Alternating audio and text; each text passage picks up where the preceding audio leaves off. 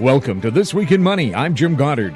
Today, he predicted trouble in Ukraine. TrendsJournal's Gerald Celente tells us where he believes the next hot spot will be. Author of Timing the Real Estate Market, Robert Campbell, has his eye set on Texas.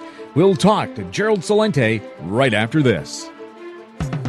More and more people are looking to the internet for intelligent, riveting, and thought-provoking interviews. To advertise on the Goddard Report and TalkDigitalNetwork.com, call 604-699-8600, 604-699-8600. Welcome to This Week in Money, the source for market opinions.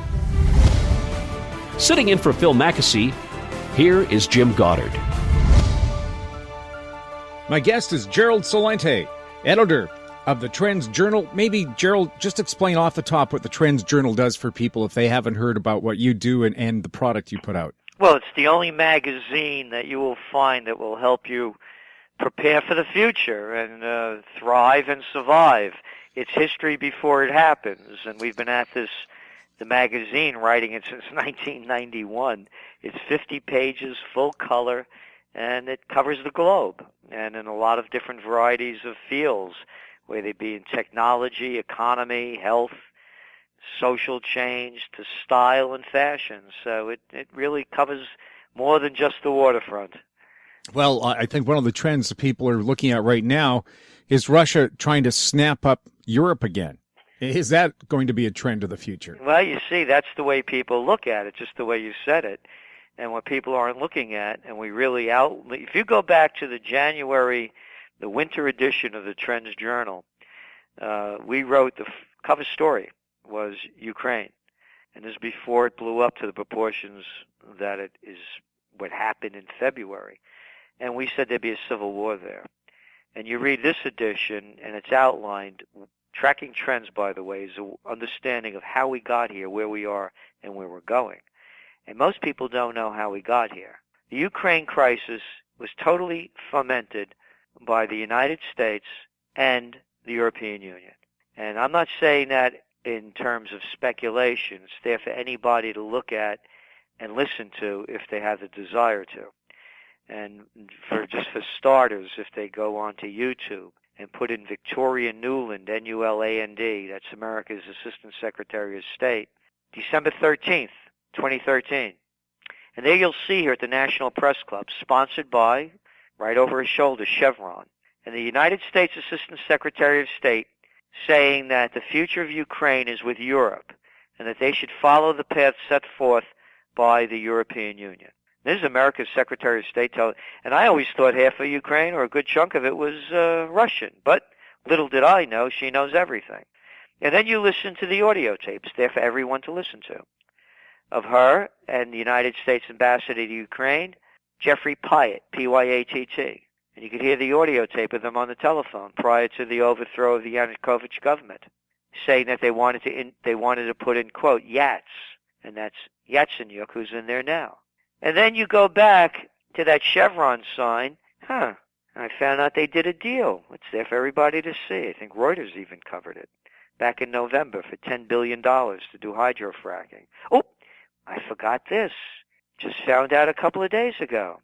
Joe Biden's little boy, Hunter Biden, is now sitting on the board of directors and chief legal counsel for the biggest energy company in Ukraine.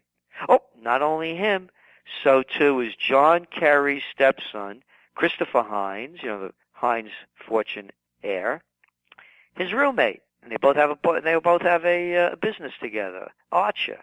He's over there in that company in the Ukraine too, the biggest oil company, does 10% of all the gas production and selling of gas in Ukraine.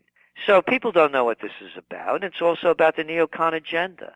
That's very clear, and that's to weaken Russia and to put missile systems in Poland and Czech Republic. Even Rand Paul's talking about doing that. And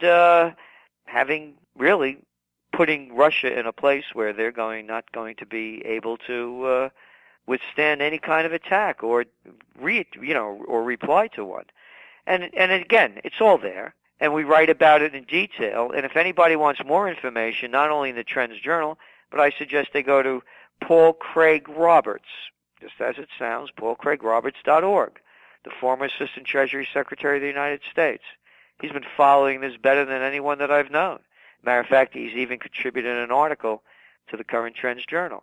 So it's the United States and Europe that are doing this, and Russia is responding the way Russia does. So if anybody thinks that Obama leading a charge on a white horse, or Cameron over there in the UK, picking up his hatchet and spear, or maybe strapping some six-shooters on Hollande that's going to take out Russia, if Hitler and Napoleon couldn't pull it off, what makes anybody think the United States and Europe can? The United States can't even win a war in Iraq or Afghanistan. They lost Vietnam. They're going to beat the Russians? The Russians will die till they eat the last sunflower seed to fight. I don't know how people get this in their mind. You don't poke the Russian bear. And I'm an American. I believe in the foundation upon which this nation was established. No foreign entanglements. I mean, it was good enough for Washington to say that at his farewell address, and for Jefferson and Madison and Franklin and all the rest of the founding fathers, who made this stuff up that we have to get involved in somebody else's war? So if the Ukrainians want to kill themselves, that's their business. But if you're taking Canadians and Americans with them, not so much fun. Again, who's going to go? I love what they use this term, by the way, when soldiers come back in caskets, they call it the ultimate sacrifice. What are you sacrificing for? Hunter Biden? Oh, I guess Hunter Biden and John Hines, Chris Hines, the heir to the Hines fortune. I guess, and the kid that's involved in it, I guess they're the brightest people in the world. They are the only two candidates that have the best merit and credentials to work with one of the largest oil companies, gas companies in Ukraine. I mean, come on. It's an inside job. I guess it's sort of like George W. running the Texas Rangers. What did he know about baseball? What did he know about the oil companies? I think Daddy set it up for him pretty well. Yeah, exactly. How about Halliburton? Look at the hundreds of billions they've made in the wars. And Dick Cheney happened to be, the CEO before he became vice president? I mean, what are people going to get over being over 6 years old? How can anybody buy this crap anymore? How many more wars? How many more dead? How much more destruction do people have to have in front of them? It keeps saying, is the stock market rigged? Is the gold market rigged? Is the LIBOR rate rigged? Is the Forex rigged? When are people going to wake up and have some courage to see what's going on and face the facts? It seems to me since the Second World War, the U.S. is not happy unless it's involved in some kind of an armed conflict somewhere. Well, yeah, there's psychopaths and sociopaths, not only in the United States. And look what's going on, these little boys. They're all little boys. These guys that never fought a day in their lives, like Obama and Cameron and Hollande and Sarkozy before him. They start wars in foreign countries, and they send out Harper. Oh, yeah, I can see Harper fighting his way out of a paper bag. And they all talk tough, and they get somebody else's kids killed. So, no, what they do, this has never ended. These are psychopaths and sociopaths, and no one wants to call them what they are.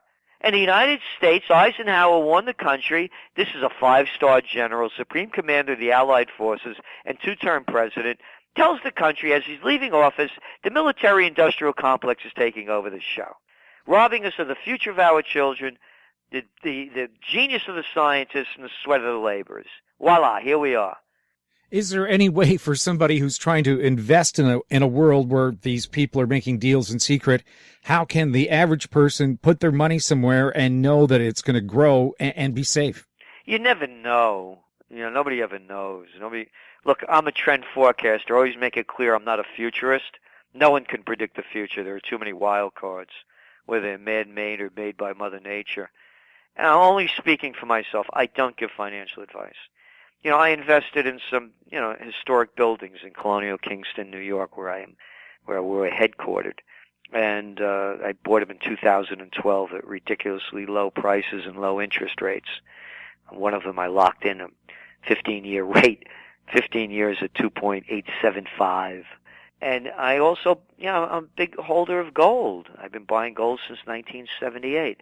Look, if you lived if you lived in Ukraine right now, what would you rather have? The local currency, or be sitting on having a pot full of gold or silver? It's not a hard decision. Not a hard decision.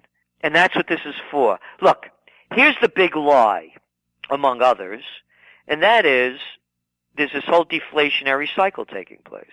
What world are these people living in? Deflationary? How about oil prices? How about gas prices? How about electric prices? Been shopping lately? Oh, your rent gone down? Houses got cheaper? What world are they living in? So they're saying this so that they can keep these interest rates at artificially all-time lows and keep juicing the equity markets to make it seem like everything's okay. So when I say, so those are the facts as we see them. And and then we tell people, think for yourself. Yeah, this is what we do. We're not telling you to do anything. You make up your own decisions. But, if you want to go invest in the market, if that's your trip, knock yourself out. It's not what we do. We're very conservative in our investments, and gold for me is my golden years. I don't trade it. I buy it. And with China snapping up all the physical gold in the world last year and doing the same now, India's election will probably see them open the gold markets again to the public. Gold is going to be more popular than ever. I believe so. Here's our forecast, just so you know. We're saying that gold does have a downside risk. There's no question about it, because you have, the banks keep coming out with their forecasts of how low it's going to go. And again, the markets are rigged. Everything is rigged. The facts are there. I mean, I'm not making it up. The facts, the Forex, the LIBOR, the stock markets, there's enough information's come out. And I believe gold is being rigged too. So it can go down another $100, $150. That's not a big downside risk, as I see it. Again, if you're trading it, it is, but long haul, it's not. And I understand usually when we see a big price drop, it's one of the major investors who have dumped their gold temporarily, hoping to drive the price down so they can buy it back at a cheaper price and then sell it higher. Well, again, and what are they dumping? They're dumping paper. They're shorting the markets. They're in these naked shorts. So it's not real gold. But when you look at real gold, it's a different trip. You can't dump it like that. So that's why I say the markets are being manipulated. So what we're saying is when gold breaks over 1475, that's when we believe there's going to be the next gold bull run. When you look at what's going on in when we're talking about Ukraine, and we're talking about Europe, and we're talking about the economy of the United States, the economy of Europe stinks. They don't even call it a depression, what's going on in Spain and Greece, at 25, 27, 30% unemployment. They still, the flunkies, the prostitutes still call it a recession. Okay. We know that public debt and private debt is at all-time highs in these countries. They're destabilized already economically. Okay, now you're going to make it worse with heating up the Ukraine crisis? Wonderful. Yeah, that'll make a bad situation a lot better. So what I'm saying to you, Jim, and to everyone listening, is that this is a very volatile situation and one that's in a state of flux. It can go anywhere. And what I know, as I see it, is that you have the incompetents and the inepts in charge, people that are over their head. The United States and Europe overplayed their hand in Ukraine because by overplaying it, they wanted Crimea. They wanted to freeze Russia out of their only warm water port. And people don't realize this. Russia's been in Crimea for you know how many years? How long has Russia been around? You got it. 1783. The Crimean War, wasn't that the charge of the Light Brigade? You got it. Into the Valley of Death. 10,000 guns aimed at 800 guys. You got it. And I know, the 2 or 3 survivors, when they got to the end of the valley, the Russian troops came and smelled their breath because they thought they had to be drunk out of their minds to charge into a valley surrounded by 10,000 cannon. So are we charging into a valley surrounded with 10,000 cannon again? That's what I'm saying. Anybody thinks they're going to take out Russia's out of their mind. And what have the Russians done? Oh, I know that. I mean, the Russians did invade Afghanistan, but so did the United States, and so did Canada, and so did the Coalition of the Willing that also invaded Iraq. And I don't believe it was Russia that invaded Libya and overthrew the sovereign state of the government that was there. And now look at the turmoil they've caused. I mean, you see the TrendsJournal. What was one of the big stories we had in there? Nigeria. Before Nigeria was in the news. People don't know what's going on over there. And this is all being destabilized because of the overthrow of Gaddafi and all the weapons going to these aren't Islamic radicals. These are people that are out of their minds. They're mafia, just in a different number, in a different place, in a different time zone. And it also, again, I've been writing about this for years. I coined the term Crusades 2000 when I wrote Trends 2000 in 1996. And I said, with people having no place to go, no future, no money, seeing their country destroyed, robbed by those in power, and being supported by the Western powers, they would gravitate toward radical fundamentalists. Duh. They've done it. They have nowhere to go. You look what's going on up in northern Nigeria. And, not only is it a dead zone, the people are dying all over the place. Nigeria is one of the richest countries in Africa. They have over 20 billionaires. They have 174 million people, and they're rich in oil. But they're being raped by the robbers. Name the country, race, creed, color, religion, sex, gender, doesn't make any difference. It's immorality, and people get caught up in the geopolitics of it, which has very little to do with the reality, when the reality is immorality. More with Gerald Celente next on This Week in Money. Always consult your investment professional before making any investment decision.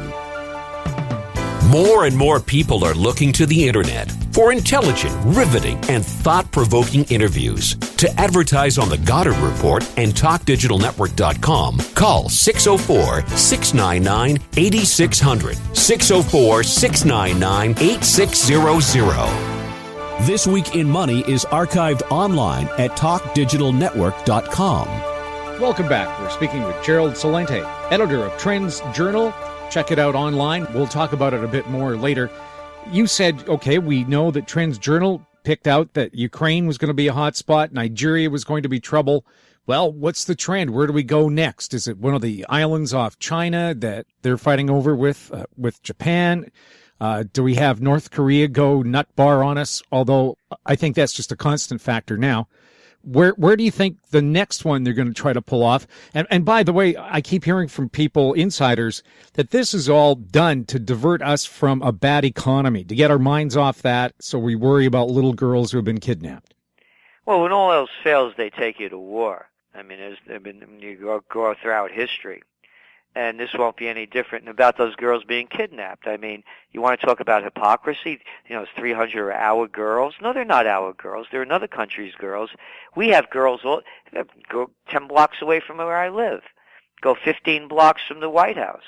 You want to see poor girls living in shelters? Girls in poverty. How about taking care of the girls at home? I mean, they always use this stuff. They did that with Libya. You remember that humanitarian mission? This is always the card that they play. Well, I've heard a figure like 100,000 young women and older girls kidnapped and put into sex slavery, not in Africa, but right in North America. Again, look what's going on all over go to St. Louis, go to Trenton, go to Camden. You go anywhere. You see poor people all over the place. Nobody gives a damn about poor kids. Again, this is political. This politicians. They'll feast off anything that they can, and use it as an excuse. So as we go around the world, what's the next hotspot? I think you nailed it with China, and because what you're looking to is Japan is becoming militaristic again. They're passing new laws to build their military. And Japan can't get out of their economic doldrums. Abenomics is a total failure.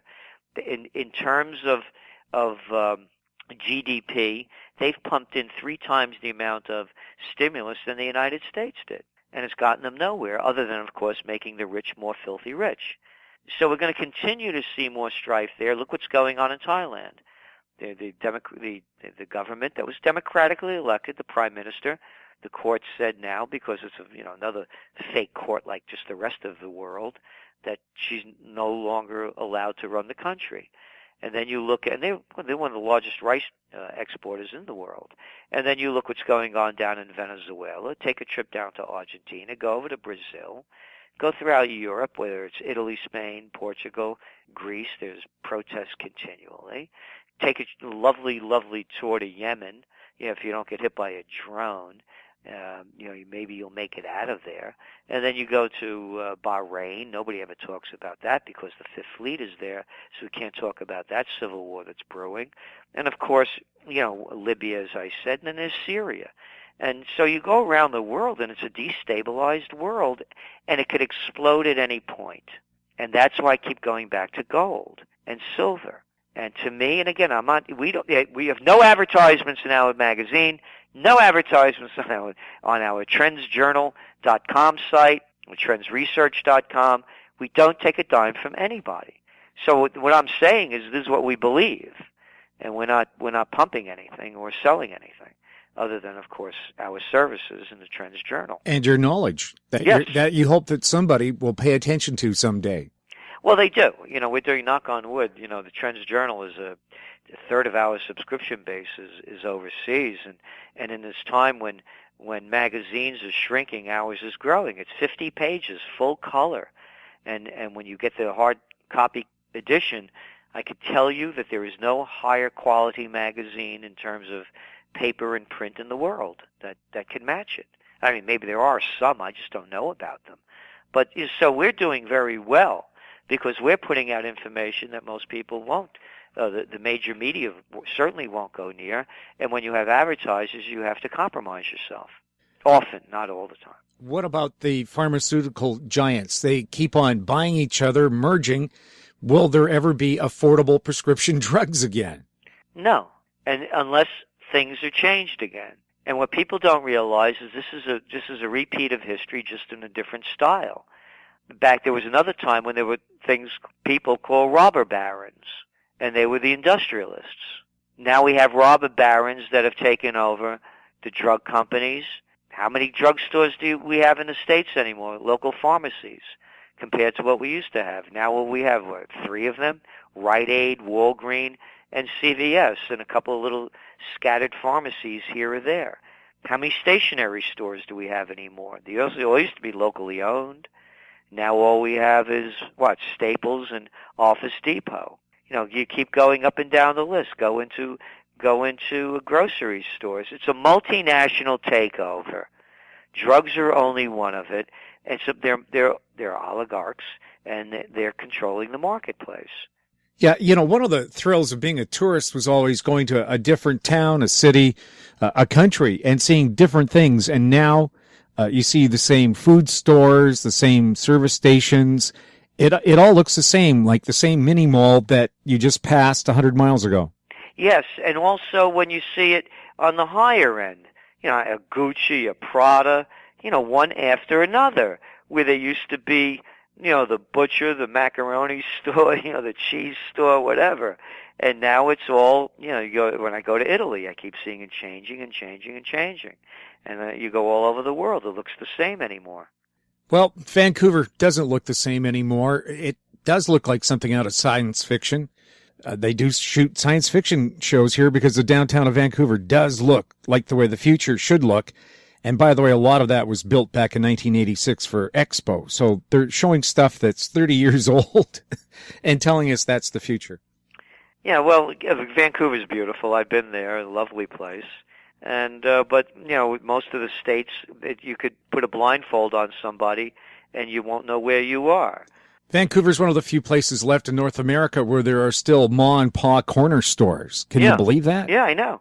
It's a lovely place, and it's unique, and the people are fighting to preserve it. And that's why I'm where I am in Colonial Kingston, New York. I'm looking out the window over here. There's the 1777 Tappan House. You go to my left. There's a 1777 Senate House. On the corners, the 1750s Franz Rogan House, the 1774 Academy, the 1690 Dr. Person House, and the 1763 Dr. Jensen House. Do you wear a tri-corner hat? Or wish you could? But that's why I love it here, because the seeds of democracy was sown here. And that's why I do what I do. Whatever happened to the pursuit of happiness? They sure seem to do everything they can to destroy that. Yes, and who are the they? Who are the they? Well, the kids were running that oil company in Ukraine. You got and the flunkies that call themselves politicians that do the bidding for the multinationals that deregulated so much of society so that the hands of the wealth is concentrated in the hands of the few. Gerald, can you again remind people about where they can learn about the things that you're seeing about to happen, and you let people know, and when they claim ignorance, well, I don't want them to be able to claim ignorance anymore. Where should they go and take a look at? TrendsJournal.com, TrendsJournal.com. And Jim, not only is it the magazine, every weekday we do Trends in the News, the real news that's, way ahead of time and beyond anything that you'll see on any network. So we do a news show every day, every weekday. So that's part of your subscription as well. And again, our site is TrendsJournal.com. And for the people that can't afford the full price, and it's not a lot, it's only $99 a year for the online edition, we give discount requests for people. We know people are having tough times out there. That's nice of you to do, Gerald. Well, again, we're all in this together, and we want to, what we do, as I said, we're not selling anything. As I see it, everything will change when the individual changes. And when more people start changing and waking up and have the courage to be themselves and find the greatness within them, that's when we reach a renaissance and rediscover the greatness of who we are as a civilization rather than following the fools that are destroying us. And the motto, by the way, of the Trends Journal is, think for yourself. I don't want anybody to believe what I say. This is how I see things. This is where we see them going. You decide. Think for yourself. After the break, Robert Campbell on This Week in Money. More and more people are looking to the internet for intelligent, riveting, and thought-provoking interviews. To advertise on the Goddard Report and TalkDigitalNetwork.com, call 604-699-8600, 604-699-8600. This Week in Money is archived online at TalkDigitalNetwork.com. My guest is Robert Campbell, author of the book Timing the Real Estate Market. Bob, do you have a new book coming out? No, I do not, Jim. That book took me 1 year, 1.5 years to write, and it was pure misery, and I promised myself never to do it again. So now we're going to have to take a look at your newsletter. Well, that's you have to take, but my book is a how-to book. It's what's called an evergreen book. That book was published 12 years ago, and it's just as valuable today as it was then because nothing has changed. I mean, I'm not, it's not something that I've readjusted the model or anything. It's been unchanged, for almost 20 years now. So that, it worked well 20 years ago, it worked well 10 years ago, and it's still working well today. And that's what the book teaches you. The key indicators to follow so that you're ahead of the curve with respect to, knowing which way the cycles are moving. Your website? realestatetiming.com. Very simple. Okay, Bob. Well, the U.S. housing market, you said, is changing. Is it changing for the better or the worst? It's cooling off, Jim. It's definitely cooling off. It's rolling over don't get me wrong, prices are still going up, but they're going up at a slower momentum than they were before. So that's what I meant is the cooling trend. And of course, prior to any major trend change in the market, things go up and then they start going down at a certain speed while they're still appreciating maybe at, where the U.S. housing market was appreciating at 12% maybe 2-3 months ago. Pretty soon, the next 2 or 3 months, it's going to be appreciating at 10%, then 6%, then 3%, and then pretty soon it's going to go negative on a year-over-year basis. And that's the trend change. And hopefully for those people that play the cycles like I do, you want to be out of the market as a spectator before the major trend change occurs. In Canada, we've just had one of our investment companies offer a 1.99% mortgage. Now, is that a wise thing to snap up in the kind of market we might be looking at here in North America? It is. you guys, I don't know how much your market's corrected yet, if any at all. Has it corrected in the last year or so, Jim? Well, Vancouver's been rather soft, which means prices haven't been going up rapidly. But in Toronto, detached homes up 13% in a year. Townhomes up 18%. Wow. Yeah, and I'm wondering, is that sustainable or... Well, of course it's not sustainable. Now, and especially that, here's the problem with those mortgages being what they are. And the same thing here in the United States. Those mortgages have been artificially depressed by the Fed via its quantitative easing policies. All around the world, we've brought interest rates down. I mean, look at Greece. Bonds in Greece were selling for some incredible number. I'd hate to tell you. Like 5-year bonds. You know what they're going for today? Like 5%. So, everything's back to normal. And see, what the central bankers around the world have done, they've depressed the prices of these interest rates so that you see like 1.99%. Or even here in the United States, it's still, 4.25% for a mortgage. But here's the problem. Here's the problem that the world's running into right now, especially the U.S. Fed, that there are a lot of people that believe that the U.S. Fed, the next move is going to be to raise interest rates, not because they want to, but because they have to, for the simple reason that the insurance companies and the pension companies are going broke.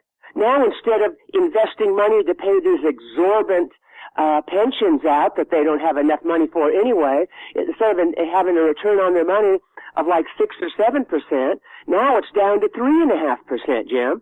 So, and they keep making these payouts, their principal keeps declining, and pretty soon they're just going deeper and deeper in the hole.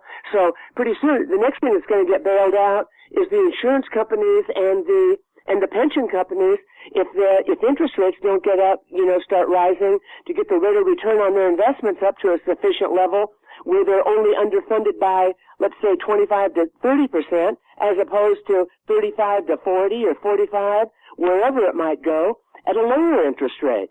Is there any danger that governments will have to dip into our bank accounts to compensate these companies for their dangerous practices? Hey, that's the rule. That's the rumor. That's what Lagarde, that chairman of the IMF, Lagarde, wants the world to do. They want bail-ins across the board. Take a certain amount, 5%, 10% of everybody's bank account, to fund the shortages. Well, they'd be hard-pressed to find anything going into my bank account. They'd have to start digging in the ground, wouldn't they? For sure, like digging in the ground on my parents' farm. Well, hey, I don't disagree with that strategy, Jim. The last time here in Canada that a bank tried to give us very, very low mortgage rates, the finance minister phoned them and said, "What are you doing? You're crazy. I want higher rates." Well, that finance minister recently stepped down from his post and then a few days later died. He's not around anymore, and I don't think anybody's nervous in the Canadian financial community about super low interest rates right now.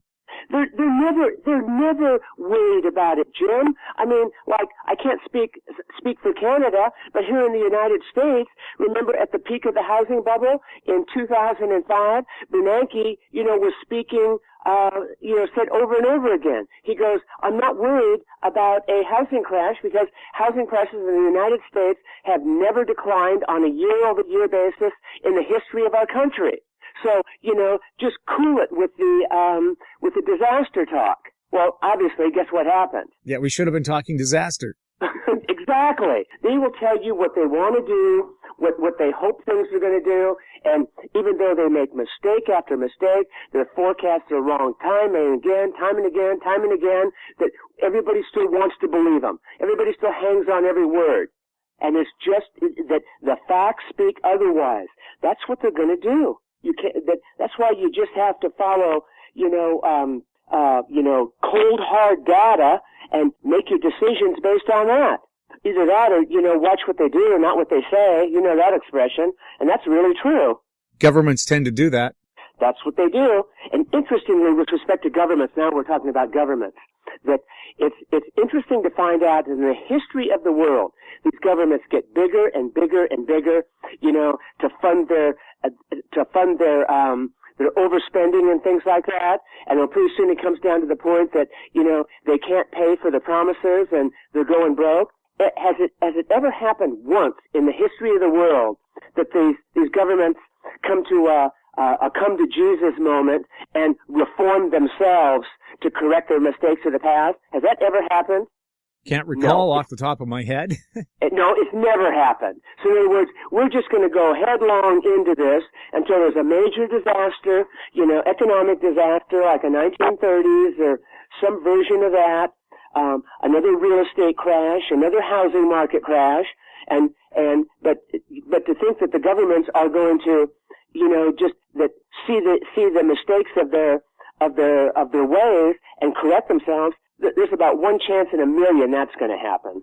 That's why I tell people that save yourself. Don't worry about saving the world. More with Robert Campbell next on This Week in Money.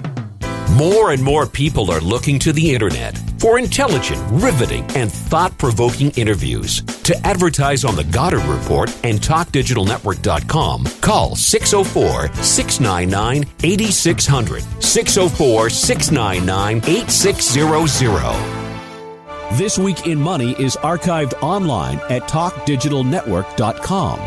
Welcome back. We're speaking to Robert Campbell, author of the book, Timing the Real Estate Market, as you said, published several years ago, but still applicable to today's market. After all, trends don't change. People don't change all that much. So what worked a few years ago most likely will work for you again.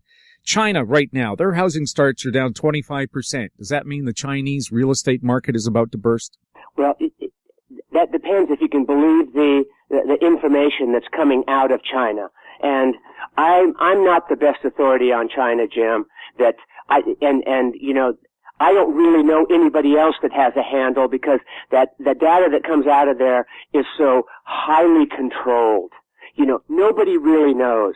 They've built all these cities, major cities, beautiful cities, high quality construction with nobody living there. Does that make any sense? So maybe they've been doing what we've been doing to keep their economy going.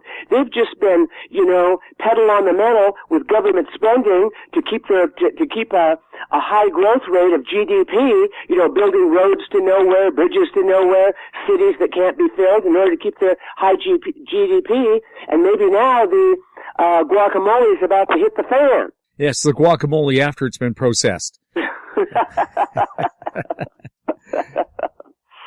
Is there anywhere in the world right now you would feel confident if you bought real estate that its value would hold, or at least hold, or maybe go up? I would think, and I have to speak of some parts of the United States because I don't know the world. There's some parts in the United States. If I had to invest any place, if you told me where would you put your money right now and you had to leave it for 10 years because you don't want to lose it, I would put my money in Texas. There are more people moving to Texas. Texas has a fairly well-run economy. The real estate market never bubbled like it did in, Miami, Los Angeles, Phoenix, and areas like those.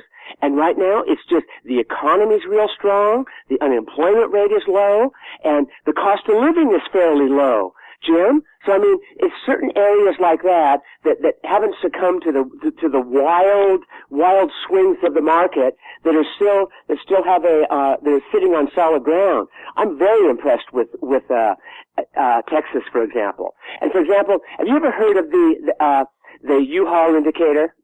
Well, I'm sure it has to do with renting those little trailers you put on the back of your car to move somewhere. Exactly. If you want to rent a U-Haul in Los Angeles to go to Dallas, Texas, it costs you $2,600. Guess if you're in Dallas, Texas, and want to rent a U-Haul going back to L.A., you know what it costs? $1,000? $800. Oh, well, that wasn't bad ballpark. Exactly. But what does that tell you? That they're all there and they need to have them returned to L.A. Exactly. So there's quite a migration going on, and that's something that I think that we could see. In fact, are you familiar with Meredith Whitney? Enlighten us. Okay, Meredith Whitney. She's an economist, and she wrote a book that I just read called The Fate of the States. And she says, and she's the one that thinks all the local and state governments are going to start going broke because they can't print money to fund themselves. And she says there's going to be a migration in the United States from the states that are broke, like California and Illinois, for example, and they're going to go to the states that are that are more solid. And one of those states was Texas, she identified. So that's what I find interesting. So that's what you're going to do. The cost of living is still fairly low. You know, a house in LA will cost you $200,000, where the same house in Dallas will cost you $125,000. The job market is solid. It's good. You know, the state is better run than it is in California. And she said that's where people are going to go because they won't have to start taxing you like crazy, you know, just to fund their, their indulgences. Well, I hear Los Angeles now spends more money on Wall Street than it does to prepare or to repair its real streets. That wouldn't surprise me one bit. That wouldn't surprise me at all. Well, if everybody's running to Texas, does that mean there will be bargains elsewhere, or you just don't want to live where the bargains are? You want to live where the bargains are. You want to go to where someplace where it's safe. And from what I can see, you're not going to move to London or New York City. I mean, those places are like super, super overvalued, you know, relative, because that's where some of the safe money's going. They think is safe, international money. So I would think you'd want to go someplace that's, something that's where it's still, the fundamentals are still strong. Low unemployment, low tax base, you know, the governments aren't living large, you know, paying for, paying everybody to, not to work and that kind of thing. Like they used to pay farmers not to grow crops. Oh, absolutely. Back in the 1930s, or dairy farmers not to produce milk. They'd let them produce the milk and then dump the stuff down the sewer pipes. I guess in Canada, the parallel to Texas would be Alberta, where the oil patch, no matter what the price of oil seems to do, is still booming. The world says they don't want to buy oil from the oil sands, yet if your car's running out of gasoline, they don't mind where the gas comes from. That's exactly right. I saw a chart, a very well done chart about 2 months ago, and it showed from about the year 2000 on that the major oil producers in the world, the Exxons, the Mobils, the Shells, the British Petroleum, their cost of production for oil has gone up between 12 and 15% per year for the last 10 to 15 years. Guess how much production has increased? How much? 10 or 20%. And that's why the oil that's left is the stuff that's coming out of Canada, this oil shale, and North Dakota. That's not an oil operation. That's a mining operation, Jim. Exactly right. That's expensive oil. Or they're going out in the oceans and drilling down, in 2 miles of water to drill down. So the point I'm making is this, is the cost of production for all the big companies is going up, up, up, and that's barely to keep pace with the demand. What has to happen to price? Well, we've been seeing it at our pumps here, $1.50 a liter. We pay, and that's almost 4 gallons, or I should say 4 liters to a gallon. Here in the United States, we use gallons.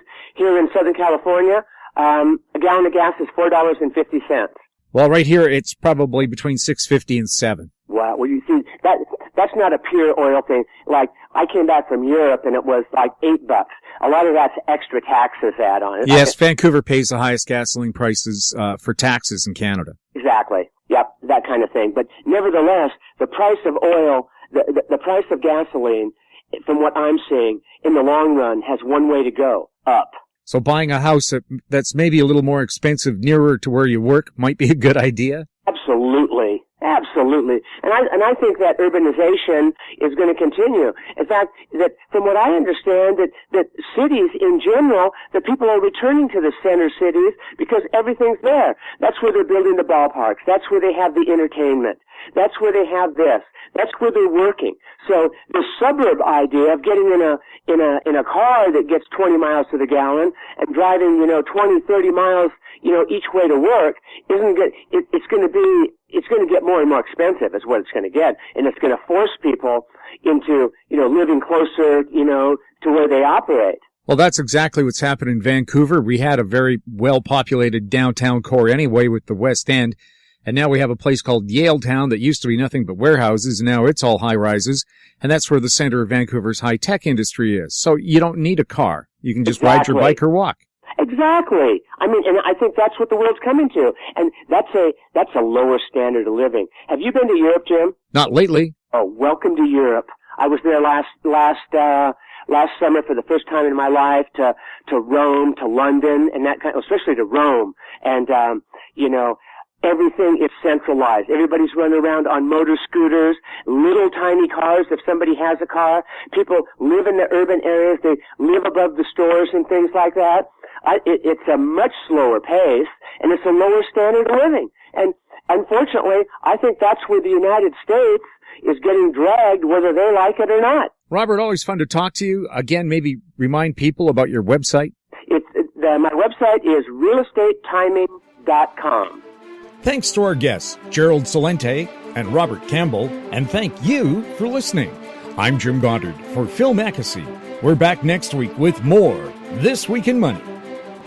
This Week in Money is a production of Howe Street Media Incorporated.